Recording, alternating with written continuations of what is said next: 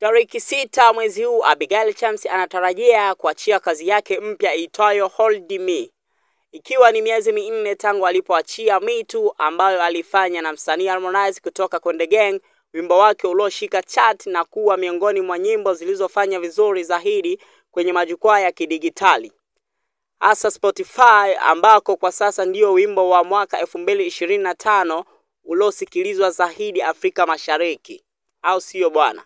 Ujio wa Hold Me unakuja kipindi nyeti sana kwa Abigail, kwani ni siku 4 tu kabla ya kutangazwa kwa washindi wa tunzo za BET, ambayo yeye ameteuliwa kwenye kipengele cha Best New International Act.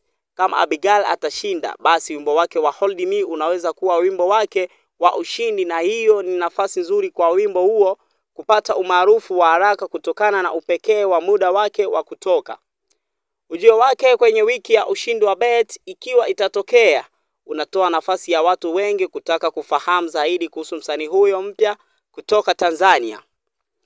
Katika hali ya kawaida, nyimbo mpya kutoka kwa wasanii wanaoshinda tunzo kubwa huwa ina nafasi kubwa ya kufanya vizuri. Hold Me unaweza kufaidika na nguvu hiyo, hasa kama itatumika kama njia ya mashabiki na media kuendelea kusherehekea ushindi wa Abigail.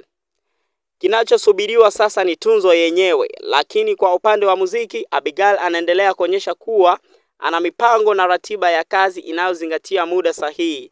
Kila kitu kwenye mstari, au sio bwana?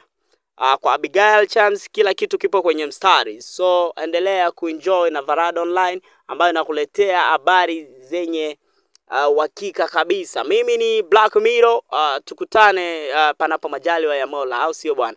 Ciao.